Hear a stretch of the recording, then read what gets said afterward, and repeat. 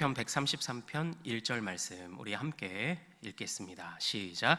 보라, 형제가 연합하여 동거함이 어찌 그리 선하고 아름다운고. 아멘. 오늘 우리가 함께 읽은 이 말씀을 통해서요, 함께 웃고 함께 우는 믿음의 공동체란 제목으로 은혜를 같이 나누도록 하겠습니다. 새해 첫 주일에 오신 우리 모든 성도님들께 올 한 해 정말 예배가 막히지 않고 하나님의 복이 막히지 않기를 소망합니다. 간절히 은혜를 사모하는 이 시간 되시기를 소망합니다. 네, 제가 목소리가 조금 그래도 양해해 주시면 좋겠습니다. 네, 제가 일부보다 좀 나아진 거예요. 그래도 네, 제가 도라지를 맹신하거든요. 도라지 집에 지금 효과를 좀 보고 그러고 왔어요. 네. 자, 같이 한번 또 말씀 나눌 텐데요. 매년 연초가 되면은 많은 국민들이, 전부는 아니지만 상당수 많은 국민들이 동시에 걸리는 병이 하나 있습니다. 다 이것 때문에 조금 애를 먹어요. 뭘까요? 감기? 감기 말고요. 예. 새해가 바뀌면 어김없이 찾아오는 질병이 하나 있어요. 바로 우리 화면 하나 한번 볼까요? 네, 연도 틀리겠어 증후군입니다. 네, 연도 틀리겠어 증후군. 네, 저도 이번 주에 이렇게 몇 번을 썼다가 저렇게 고치는지 모르겠어요. 네, 화면 내려주셔도 돼요.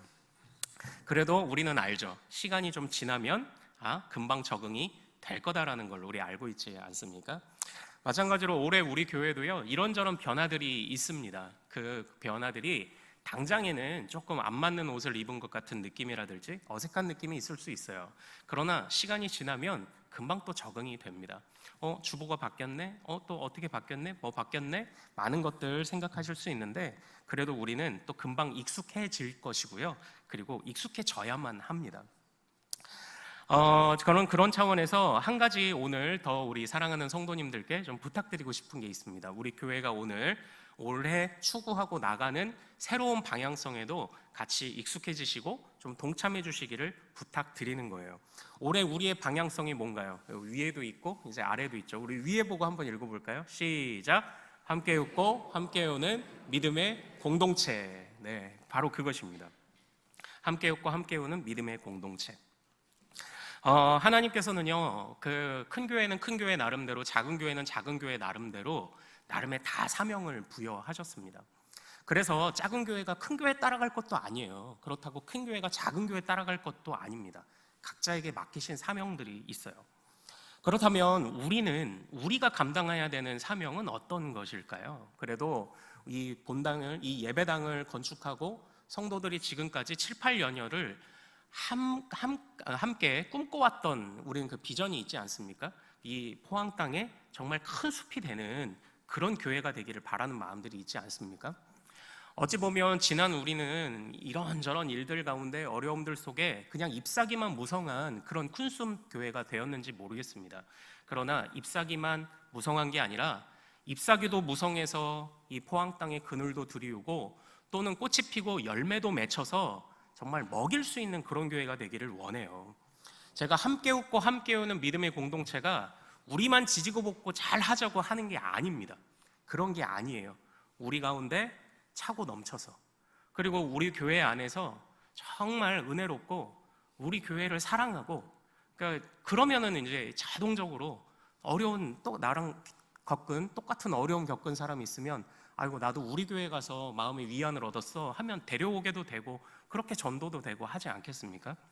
그래서 이젠 정말 우리가 잎사귀만이 아니라 잎사귀도 무성해서 그늘도 드리울 수 있고 열매로도 또 포항 땅을 먹일 수 있는 그런 교회가 되면 좋겠다. 그 첫 번째 단계로 우리 교회가 다시 한번 좀 결속해보자. 바로 이런 마음으로 제가 올해 이런 주제를 좀 정하고 제가 부탁을 드리는 겁니다. 바로 그런 차원에서 올해의 우리 주제 성구입니다. 시편 133편 1절이에요. 바로 이 말씀을 가지고 오늘 첫 주일 은혜를 좀 같이 나누기를 원해요. 시편 133편은요, 우선 이 시편 안에서 차지하는 위치를 좀 아는 게 좋을 것 같아요. 시편 120편에서부터 134편까지는 바로 성전에 올라가는 노래라는 그런 타이틀을 가지고 있는 그런 시편의 묶음입니다. 총 몇 개의 시편인 줄 아세요? 성전에 올라가는 노래. 그러니까 보통 생각하시면 120편에서 134편이니까 134에서 120을 빼면 14개라고 생각하시죠? 예, 아니에요. 120까지 쳐서 15개입니다. 15개의 시편이 있어요. 근데 이 15개의 시편은 3개씩 묶음이 이어져 있습니다. 그래서 3편, 3편, 3편에서 총 5개의 묶음이 있고요. 각 묶음마다 있는 3개의 시편에 첫 번째 시는 고통과 어려운 상황들을 또는 바라는 것을, 소원을 아뢰요. 두 번째는 여호와의 권능을 신뢰하는 시가 항상 등장합니다. 그리고 마지막 세 번째는 주님을 찬양하는 시가 있어요. 그래서 한번 볼까요? 134편 한번 보실래요? 134편 1절 한번 읽어보죠. 시작. 보라, 밤에 여호와의 성전에 서 있는 여호와의 모든 종들아, 여호와를 송축하라. 예, 찬양하라는 호소죠. 이게 거의 규칙적으로 나타나요. 물론 131편 같은 경우에는요, 어떤 고통의 상황이 직접적으로 등장하진 않습니다. 131편은 이 성전에 올라오기까지 언덕을 힘들게 올라왔다가 이 성전 앞에 서서 안도의 한숨을 내쉬는, 와, 올라오길 잘했다라고 내쉬는 어떤 그런 고백과 같아요. 그러나 대체적으로 이런 내용들이 반복돼요. 그러니까 사실 다시 정리하면 오늘 우리가 살펴볼 이 133편은 여호와의 권능에 대한 확신을 고백하는 시라는 겁니다. 이제 일단 이것만 기억하시면 될 것 같아요. 바로 이 안에 여호와의 어떤 권능을 노래하고 있습니까? 같이 한번 따라해 볼까요? 연합하게 하심으로 복을 주시는 것. 바로 그걸 지금 찬양하고 있는 거예요. 하나님은 우리를 연합하게 하실 것입니다. 그래서 복을 주실 것입니다. 이걸 노래하는 시가 오늘 이 시편 133편인 거예요. 그러니까 이런 찬양들을 부르며 우리가 그 예배자로, 우리 믿음의 선배들이 예배자로 이제 나아가고 있었던 거예요. 자, 그럼 오늘 이 시에서 기록하고 있는 하나님이 주시는, 하나님의 권능으로 우리에게 허락하시는 두 가지 복, 그 복이 뭘까요? 첫 번째는 2절입니다. 2절 말씀 같이 읽겠습니다. 시작. 수염 곧 아론의 수염에 흘러서 그의 옷깃까지 내림 같고, 아멘, 이렇게 돼 있죠. 아론이 누군가요? 아론, 모세의 형. 아론의 신분은 무엇인가요? 바로 제사장입니다. 제사장의 머리에 부은 그 보배로운 향유, 보배로운 기름이 수염 곧 온 몸을 타고 흐르는 장면을 지금 묘사하고 있는 거예요. 제사장에게 언제 기름을 붓습니까? 바로 제사장을 임명할 때 붓습니다. 기름을 부을 때에 어떤 마음으로 붓습니까? 이 사람을 거룩하게 구별한다는 의미로서 제사장에게 기름을 부었던 거죠. 지금 성경은 하나님께서 그의 성도들이 세상에서는 고통하고 찢기고 넘어지고 아무것도 아닌 것 같은 그런 작은 소자라 할지라도 그들이 모여 있을 때 그들을 다시 존귀하게 하시며 거룩하게 하시며 그들을 다시 제사장으로 세우신다는 약속을 지금 하고 계신 겁니다. 이거는 사실 좀 기독교의 역사를 보면 좀 알 수 있는데요. 기독교의 역사는 공동체가 함께 모여서 그 거룩함을 지켜왔던 것이 기독교의 역사예요. 그래서 기독교는요, 누가 정통, 누가 이단을 구분하는지 아십니까? 이 믿는 자들이 함께 모여 회의를 해요. 이게 공의회라는 거죠. 그런 회의들을 통해서 이건 정통 성경 66권이야, 우리에게 주신 정경이야, 아니 이것은 조금 벗어난 이야기야, 이런 것들을 가리게 했고요. 그리고 이단과 그리고 또 제대로 된 신앙을 또 판단하기도 했어요. 어떤 분들은 조금 의아해 하시는 분들도 있습니다. 좀 놀라시는 분도 있어요. 하나님이 성경 66권을 그냥 이렇게 턱 주셨다고 생각하는 경우도 있더라고요. 그런데 성경이 기록된 것이 사람의 저자에 의해 기록되지 않았습니까? 하나님이 이 모든 과정을 이끄시는 거죠. 그래서 함께 모여 혹시라도 그 법에서 하나님께서 우리에게 내려주신 그 신앙에서 잘못된 것은 함께 모여 고민하고 함께 모여 살피는 가운데 그것의 옥석을 구분하게 하신 것이 주님의 의도였어요. 어떤 분들은 그러세요. 아니 그럼 기독교는 그거 집단 이기주의 아니냐, 혹시 그러면은 다 틀려먹은 것 아니냐. 근데 이건 하나만 알고 둘은 모르는 거예요. 하나님이 이걸 주님이 의도하셨다는 겁니다. 그리고 주의 성령이 이것을 지도하신다는 생각을 하지 못하는 겁니다. 주님의 지도하심을 받아 주님이 의도하신 대로 함께 모여 고민하고 함께 모여 옥석을 가리는 가운데 이 신앙의 거룩함이 지켜오게 하신 거예요. 그러므로 우리 한 사람은 세상에서 넘어지기도 하죠. 세상에서 곤란을 겪기도 하죠. 그러나 함께 모이면 그 안에 하나님께서 의도하신 공동체의 영적인 힘이 나오는 거예요. 그리고 그 공동체는 서로가 서로를 거룩할 수 있도록 보호하는 역할을 해오게 했던 것이 주님의 공동체를 향한 의도였습니다. 주님의 뜻이었어요. 그래서 이런 겁니다. 낙심한 자가 있죠. 낙심하고 믿음에서 잠시 멀어지려는 자가 있어요. 거룩함에서 탈락되는 거예요. 그런 사람을 향해 가서 권면하는 겁니다. 안 돼, 안 돼. 너 왜 자꾸 문제를 묵상해? 약속을 묵상해야지. 이렇게 권면하고 이끌면서 철이 철을 날카롭게 하듯이 서로를 가르치고 서로를 끌어주고 당겨주며 서로의 거룩함을 지켜주는 거예요. 이게 공동체에 하나님이 허락하신 복이라는 겁니다. 혼자서는 약하지만 그들을 공동체로 모으시고 그들을 아론에게 거룩한 기름을 부어 구별하시듯 그 공동체 안에 거룩을 허락하신다. 그 안에 진리가 보존되도록, 그 안에 진리 가운데 다시 일어서는 자들이 생겨나도록 보존하신다는 약속이 바로 주님이 주시고자 했던 공동체에 주시는 첫 번째 복이에요. 자, 그렇다면 두 번째 복은 뭘까요? 우리 3절 말씀 읽어보겠습니다. 시작. 시온의 산들의 내림 같도다. 거기서 여호와께 복을 명령하셨나니 곧 영생이로다. 아멘. 여기서 보면 재미있는 표현이 등장합니다. 헐몬의 이슬이 시온의 산들의 내림 같도다, 이렇게 되어 있어요. 헐몬이라는 건 산 이름인데요, 이스라엘 북쪽에 있는 산입니다. 북쪽 끝에 있는 산이에요. 시온이라는 것은 말 그대로 예루살렘 성, 대체로 이스라엘 남쪽 끝에 있는 산이죠. 이상하지 않습니까? 헐몬의 이슬이 어떻게 시온에 내릴까요?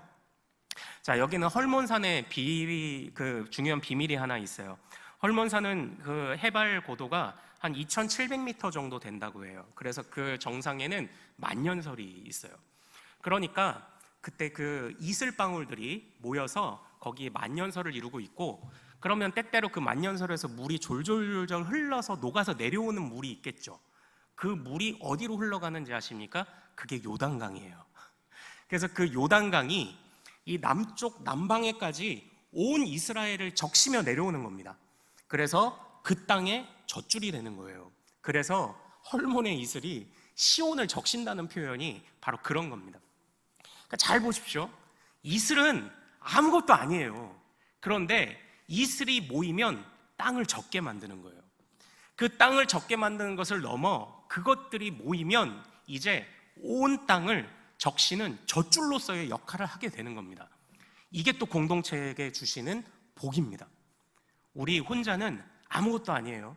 그저 태양빛이 한번 비치면 사라져버릴 이슬 같지만, 그러나 아침 안개 같은 우리의 인생이라도 모이면 땅을 적시고 대지를 먹이는, 적시는, 대지를 살아있게 만드는 그 영적인 힘들이 바로 이 공동체 안에 나온다는 겁니다. 교회 공동체 안에서요. 그러니까 우리 교회가 정말 함께 웃고 함께 우는 믿음의 공동체를 잘 이뤄가면 이것이 흘러넘쳐서 나뿐만 아니라 세상을 향하여서도 제사장의 역할을 감당하고, 세상을 향하여서도 우리 큰숲교회가 이 포항 땅 안에서도 젖줄의 역할을 감당할 수 있는 거예요. 주님이 그 비전을 우리에게 주시는 줄로 믿으시길 소망합니다. 이 공동체를 향한 이 약속들을 절대 잊지 않으시기를 소망해요. 그래서요, 오늘 말씀 우리 1절을 다시 한번 좀 같이 읽어보겠습니다. 자, 시작. 보라, 형제가 연합하여 동거함이 어찌 그리 선하고 아름다운고. 아멘. 이렇게 돼 있죠. 여기서 이 공동체는 선하고 아름답다라고 돼 있죠. 여기서 선하고 아름답다는 표현은요, 조금 구분해 볼 필요가 있습니다. 여기서 선하다는 것은 누가 봐도 객관적으로 봤을 때 선하다는 겁니다. 그러니까 하나님께서 세우실 공동체는 어느 누가 봤을 때, 객관적으로 봤을 때도 선하다는 거예요. 하나님에게뿐만 아니라 사람들에게도 칭찬받는 공동체를 주님이 이루실 것이라는 소망을 그 안에 담고 있는 거예요. 그리고 아름답다라는 것은 이건 기뻐하다라는 뜻이기도 하는데, 이건 주관적인 고백입니다. 그러니까 우리 공동체가 객관적으로도 온전히 세워져 가면 이 안에 들어있는 우리에게는 별 유익이 없을까요? 아니에요. 교회 이름만 나거나 아니면 제 이름만 나는 게 아니라 우리 안에 들어와 있는 모든 성도들 개개인에게도 하나님이 주시는 이 공동체의 바로 세워짐은 우리 개개인에게도 기쁨이 된다는 그런 의미인 거예요. 하나님은 안과 밖에서 우리를 그렇게 풍성하게 하실 겁니다. 우리 개인에게도 공동체에게도 세상을 향해서도 바로 하나님이 그런 비전을 우리를 통해 이루어가기를 원하신다는 사실을 꼭 기억하시기를 소망합니다. 그래서 올 한 해 그렇게 한번 달려가 보자는 거죠. 우리끼리 고인물 되자는 거 아닙니다. 우리의 영향력은 분명히 밖으로 나아가야죠. 예. 코로나 이후에 저는 공동체가 많이 약화됐다는 생각을 많이 해보게 됩니다. 어떤 분들은 좀 착각을 하세요. 제가 이제 교회론에 관해 배울 때 배웠던 중요한 것 중에 하나는요, 우리 한 사람, 우리는 성령을 모셨으니까 나도 교회다 이렇게 생각을 하죠. 정확히 표현하면 나도 교회의 일원이죠. 성경은 성도들을 교회라고 표현할 때 단 한순간도 한 개인을 교회라고 표현한 적은 없습니다. 성도라는 말 자체가 어차피 집합명사예요. 성도들이라고 해도 상관없지만 성도라는 것 안에 이미 공동체가 내포되어 있어요. 만약 여러분이 박해받는 어느 땅에 일주일에 한 번씩 몰래 산속 동굴에 들어가 홀로 예배하는 그런 사람이라면 여러분도 교회가 맞습니다. 그러나 그런 경우가 아니라면 하나님은 항상 그의 부르신 사람들을 공동체로 모이게 하셨고요. 그리고 그 공동체를 교회라고 하신 거예요. 코로나 이후에 그러나 우리는 가난한 성도들이든지 아니면은 이 온라인 예배가 양면성이 있는데 온라인 예배든지 나도 교회인데 나 혼자 예배 드려도 교회지 뭐 그런 생각은 사실 성경에서 좀 벗어나 있는 그런 생각들입니다. 연합이라는 거는요 하나님의 명령입니다. 그리고 연합이라는 것은 공동체라는 것은 하나님께서 주신 교회의 가장 기본적인 성질이에요. 가장 기본적인 성향이에요. 또 우리 예수님께서는 이 공동체를 어떻게 표현하셨는지 화면을 보고 한번 좀 따라 읽어보겠습니다. 요한복음 17장입니다. 시작. 요한복음 17장 21절. 네, 한번 화면을 좀 한번 볼까요? 네, 시작. 아버지여, 아버지께서 내 안에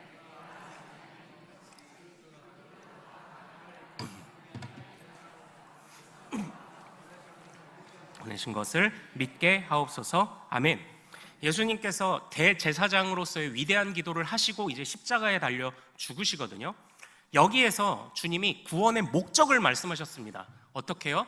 너희도 그들도 다 하나가 되게 하기 위하여. 주님의 목적은 바로 교회에 있어요. 공동체에 있어요. 연합에 있어요. 그런데 어디까지 연합하라고 이야기를 합니까? 단순하게 그냥 한 공간 안에 있음만이 아니죠.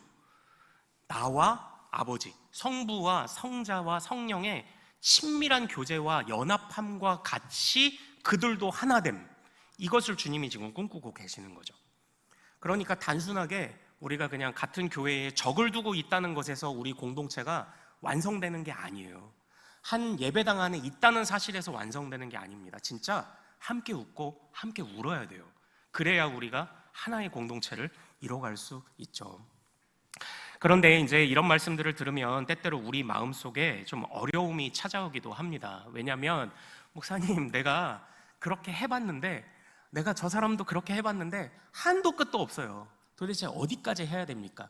또는 내가 섬긴다고 섬겼는데 오히려 나에게 상처되는 일들도 있었어요. 바로 이런 이야기들을 많이 하기도 합니다.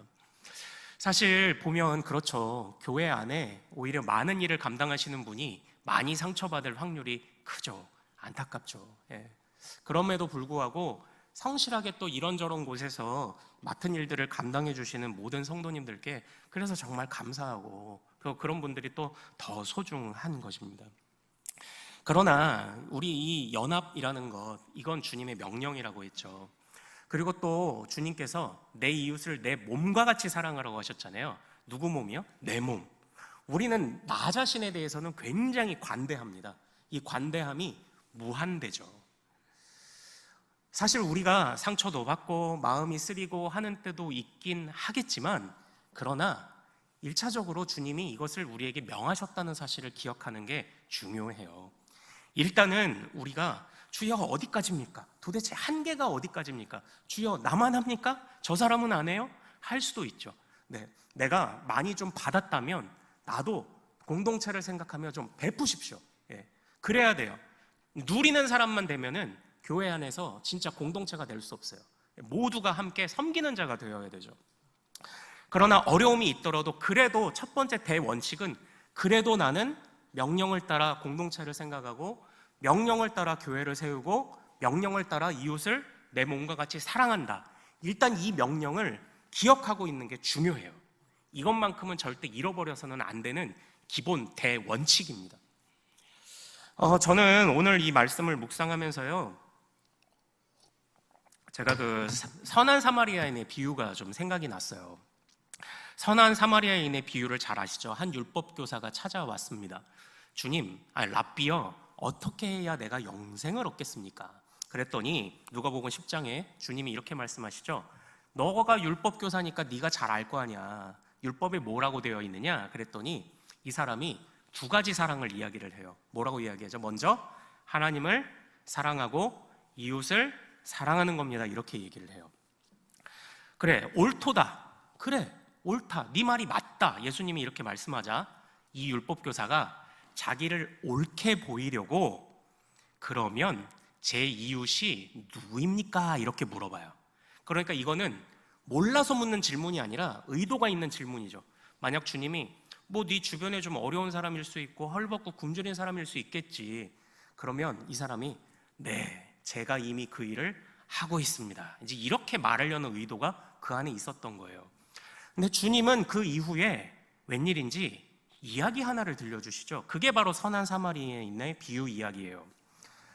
어느 한 사람이 길을 갔다가 강도를 만나 옷을 다 빼앗기고 그리고 상처를 입었습니다. 그런데 제사장이 지나가도 그 사람을 본체만체 했고요, 레위인이 지나가도 본체만체 했습니다. 그러나 그 당시 사람들이 개로 여기던, 정말 천하디 천한 사람으로 여기던 사마리아인이 지나가다가 그 사람을 구해주었고, 혹시 치료비가 더 들면 더 채워주겠노라고 여관 주인에게 부탁을 하고 가지 않습니까? 그때 주님이 율법교사에게 다시 물으십니다. 이 사람들 중에 누가 이 강도 만난 자의 이웃이냐 물으니 자비를 베푼 자니이다, 이렇게 얘기를 해요. 그때 주님이 너도 가서 이와 같이 행하라 라고 말씀을 하시죠. 사랑하는 여러분, 여기서 좀 이상한 것 혹시 발견하지 못하셨나요? 좀 이상한 것 있지 않습니까?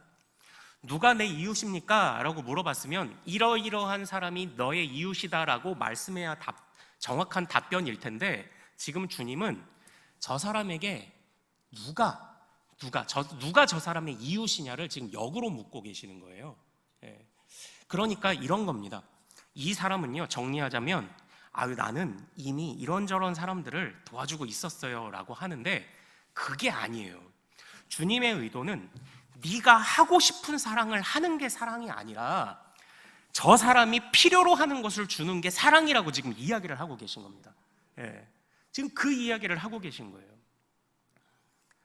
나의 이웃이 누구냐? 그게 아니라 누가 저 사람의 이웃이 되겠느냐를 물어보시는 겁니다. 나의 이웃, 이런 사람들 내가 이웃처럼 생각하고 내가 하고 싶은 것들, 그냥 내가 줄 수 있는 것들을 그냥 적당히 줬습니다가 아니라 저 사람의 필요에서 저 사람의 입장에서 생각해서 그 사람을 채워주는 것이 진짜 사랑이라고 지금 이야기를 하고 계신 겁니다.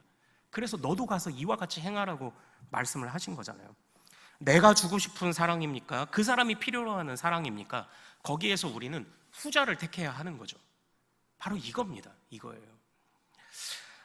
제가 이전에 강연을 들었던 한 선교사님의 강연이 생각이 나요. 이 선교사님은 아프리카의 잠비아 말고 감비아라는 곳의 선교사님이셨는데요.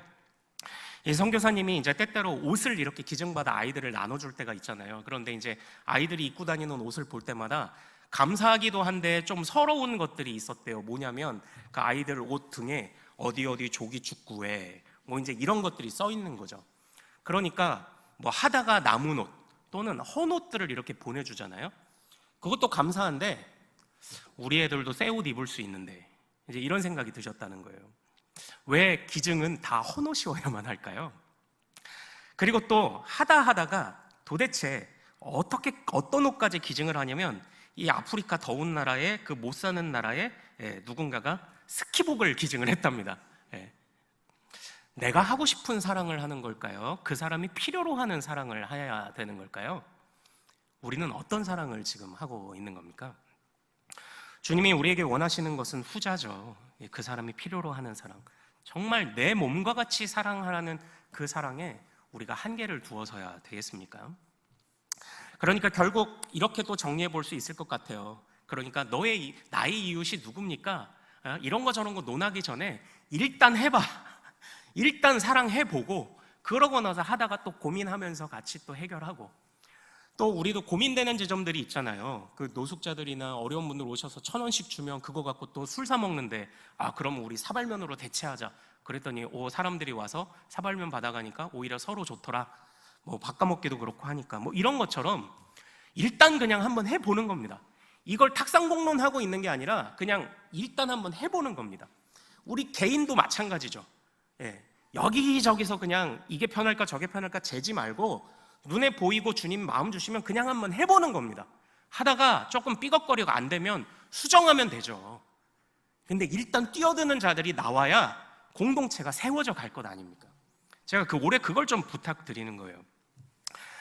전 마지막 말씀만 좀 드리겠습니다. 저는 우리 교회가요 정말 따뜻한 교회 됐으면 좋겠습니다. 그리고 저는 교회를 버스에 가끔 비유를 해요. 시내버스도 그 버스 안에 여러 사람이 타 있고, 수련회 가는 버스도 그 버스 안에 여러 사람이 타 있죠. 그런데 둘은 분명히 달라요.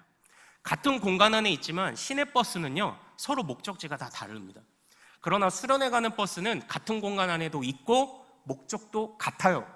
우리 쿤숙교회가 한 공간 안에 있음, 같은 제적에 등록되어 있음을 넘어서 정말 같은 목적지를 바라보고 나아가는 올 한 해가 되기를 소망합니다. 어떻게 해요? 함께 울고 함께 웃고 함께 우는 믿음의 공동체. 그래서 우리 중에 차고 넘쳐서 우리 중에 넘치는 것으로 또 세상을 먹이고 이 포항 땅의 젖줄이 되는 그런 교회가 되기를 소망합니다. 올 한 해 함께 달려가 봅시다. 이걸 위해 주님이 또 힘주실 줄로 믿습니다. 우리 찬양하며 좀 기도할까요? 주 안에 우린 하나, 모습은 달라도 예수님 한 분만 바라네.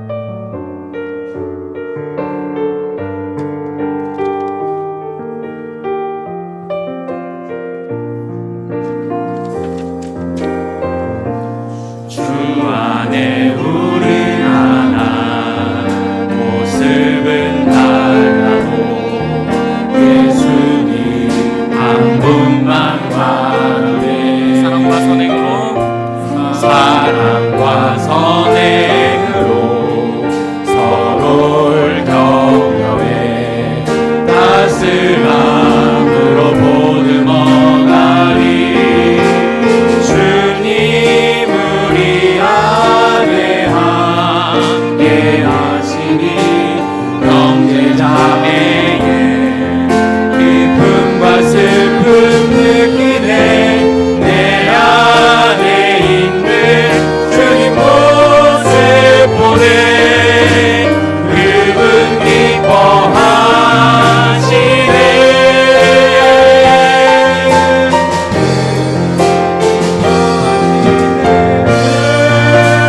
우리 통해 계획하시니 부족한 입술로 찬양하게 하시네.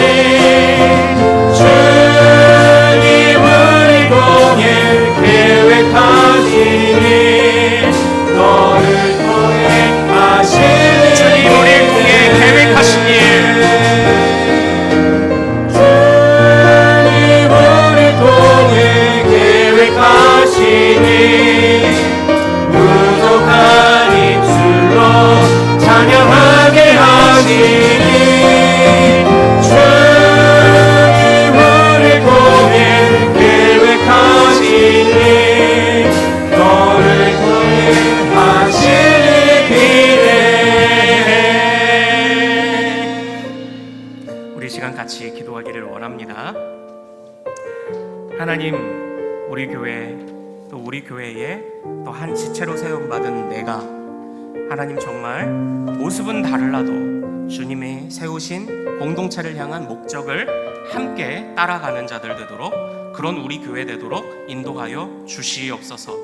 하나님 정말 우리 교회에 사랑이 넘치게 하시고 따뜻한 교회 되게 하시고, 하나님 정말 아론을 거룩하게 구별하신 것 같이 헐몬의 이슬이 대지를 적시게 하신 것과 같이